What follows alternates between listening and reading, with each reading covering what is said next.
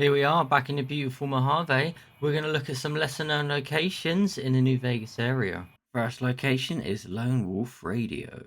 Before the Great War, this trail is once used by a tinfoil hat nut. Yeah, your classic conspiracy theorist. This guy used to host a bunch of private radio stations on which he broadcast their beliefs to various cover-ups involving the government. Everyone thought this guy was mad. Joke's on them, there's no world left. What remains is a sad show of scrambled ideas. There's a bunch of junk, bunch of ham radios all smashed up and beyond use, and what you have? Tin cans and sunset sarsaparilla. There's a stained up mattress in the corner, and one sad sentence on the wall. Everyone is gone. I'm all alone. Let it all end. So these are the last words of a madman living in a caravan most of his life, broadcasting mania to civilization. However, he was right, and everyone died. On the bright side, actually, if you look out the window on the side, it's actually a really nice view of the Mojave. So even if he did die in a sad and painful death, he had a nice view, and that counts for something. All in all, it's quite an interesting location, a sad atmosphere, but not as sad as a Bonnie Blue Bang Bus. So loot-wise inside this trailer, you've got nothing exciting, just some scrap electronics, a fission battery. However, you do have a Wasteland Survival Guide. Read this to get a +3 in survival. Next up, we're going to the Powder Gang Camp West, just south of Goodsprings. The first noticeable thing outside this location is the Vicky and Vance Casino billboard. Yeah, not actually paid much attention to this before, but you can see the infamous couple's death car. You can get some authentic memorabilia from the National Crime-Wide Spree. Take exit 1 towards Prim. The Powder Gang's camp is a bunch of washed up vehicles which they're using as the main operations. This makeshift camp is guarded by 2 powder gangers. It's surrounded by an irradiator pond and several powder charges. The trailers contain a bed and some boxes of loot. Some of these might be marked as owned by the powder gangers, so you can't loot them without getting some hassle. A plank has been placed beside the trailer for easy access to the camp and to get on top. Their custom ramp seems a little bit sus, because if you actually go up the ramp and peep down, you can see a fellow powder ganger having a snooze. So I don't know what mischief they get up to at night, but hey, it's just 2 bros alone in the middle of the wilderness. What happens in Vegas stays in Vegas.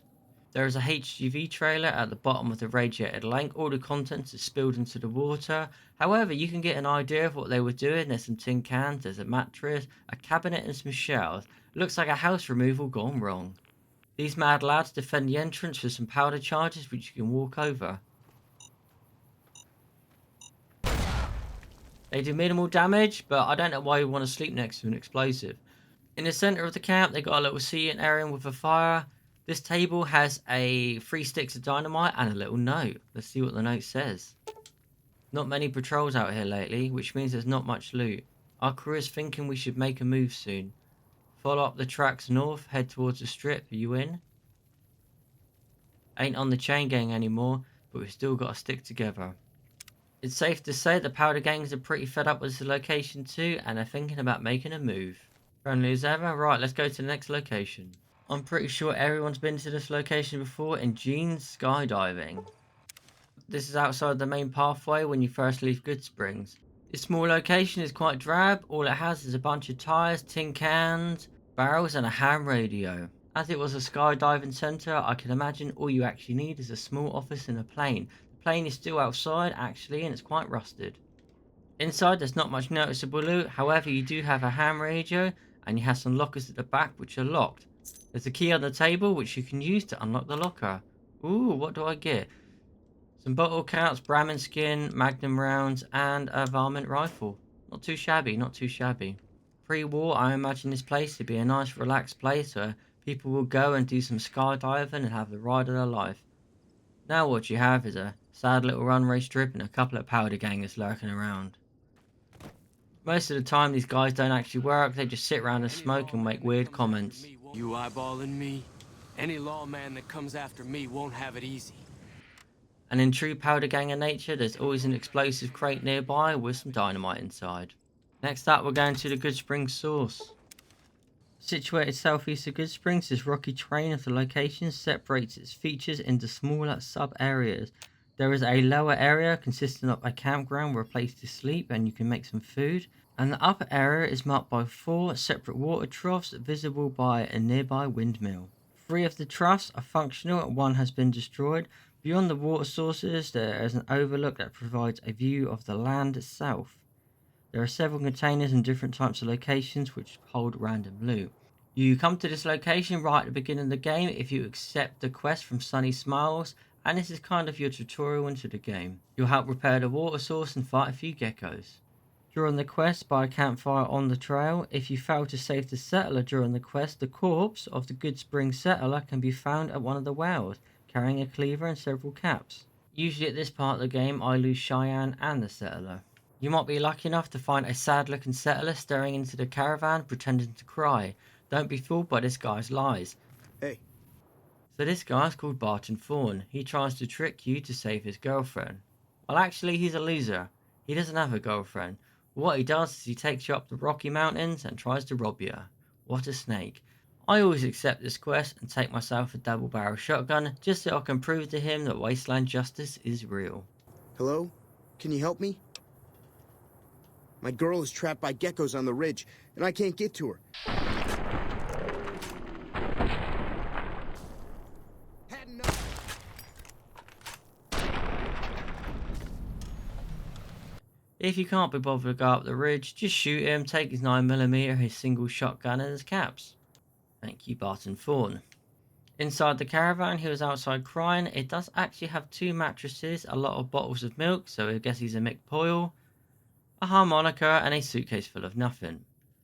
Next up, we have Goodsprings Cave. This is your local coyote den, full of these nasty critters. This dark location is full of what you would expect, mushrooms and coyotes. The aesthetics of the cave is actually quite sad. There's a bunch of skeletons, torn up body parts, and as you'd expect, angry coyotes.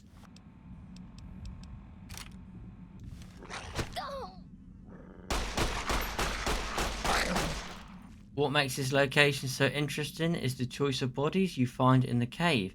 You've actually got one of the Bright followers, which is a little bit odd because they're quite far away. The nearest location is the Repcon test site, and these are the guys that followed Jason Bright and wanted to shoot themselves into the atmosphere. I guess this is one of the followers that left to try and find some supplies to help launch the rocket. You have a body of 2 more settlers as well. These guys were actually carrying quite a lot of loot. There's a duffel bag next to them with a variety of items in. These guys were either trading or on the move because their bag is absolutely packed of useful goodies, from stim packs to Salesman Weekly and purified water. No matter how bad your day gets, just remember you weren't torn to pieces by a bunch of coyotes. Just to the right of the cave there is a huge rock which, if you walk over to it, is hollowed out. Not really sure why, but it has a bunch of magnum rounds in. I guess someone wants to spend half their lifetime chipping down a rock just to hollow it out.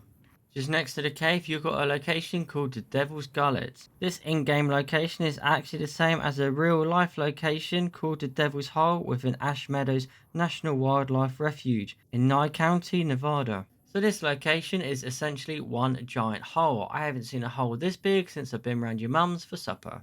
From an aerial view, you can see a bunch of fridges and tyres sprawled across the bottom. Inside a bathtub at the bottom of the hole, you can find a Hydra. And in the bottom of a crate, you get a Star Sunset Sarsaparilla bottle cap. Nice. There's a couple of ammo boxes and a sad journey back out the hole. What I found odd about this location is you've got a trailer full of barrels, but none of them are actually irradiated. Even inside at the back, there's some barrels tied up in a bit of wood between some pallets, and this one doesn't seem to be irradiated also. Here we have a special location. Just north of the Yangtze Memorial, we have the Abandoned Shack. This little fallout shelter is tucked neatly away out of sight of those peepers. Just above the door you can see a small sign saying this is the Hornets nest 588. Well, I guess this place has a name after all. This unmarked location, it seems pretty active seeing it's abandoned. You've got a lit fire barrel on the inside, a small bed, a sofa, a cabinet full of utilities, a knocked over table, a shelving unit stuffed full of bottle caps and scrap electronics. There's even a first aid drink with some dirty water and some stim packs in. This fully kitted out fallout shelter is an absolute delight to be in. You've even got a little toilet in the bottom and a little magazine of Lad's Life. I guess this is a primitive form of doom scrolling on the toilet. Blood's Last gives you plus 10 survival for a short period of time. And if you're thirsty, the toilet still has some water in there which is drinkable. And there's also a small reloading bench in the corner of the room. I couldn't imagine the look on this guy's face when everyone laughed at him and called him a prepper. Who's got the laugh now? This fully kitted out Fallout shelter is prime retail in a post-apocalypse world. It seems fairly secure, warm, and actually has some decorations. Good job at the Hornets nest, boys. Right next to the abandoned shack, you've got the Yangtze Memorial. When the American forces invaded the Chinese mainland during the Sino-American War in 2074, the intense fighting that occurred during the Yangtze campaign consumed many lives on both sides of the conflict. The memorial was later erected in the state of Nevada sometime before 2077 to honor the fallen American troops. The structure is looking a little bit sad now. It's worn down, exposed to radiation, and it's a little bit beaten up. However, it's still got its protective little fence around the main memorial. Its location is really pleasant. You get to have a view of the whole of Mojave. You can see as far as Prim, the NCR Correctional Facility, and even New Vegas. If you stay here long enough, you might be lucky to see a couple of Rats Corps, or even a Deathclaw. There are a bunch of makeshift signs warning you about the dangers of Deathclaws ahead. One of these signs has a small duffel bag behind with some useful items in. Just to the right of the memorial, you've got two unmarked graves. They've just got a small wooden cross just above. If you have a shovel to hand, you can dig up one of these graves and get some useful items. There is also a small rock just before the graves which has a peace sign carved into it in chalk or paint. When you click on this, you actually realise it's a hollowed out one. The people have been stashing their items in rocks again.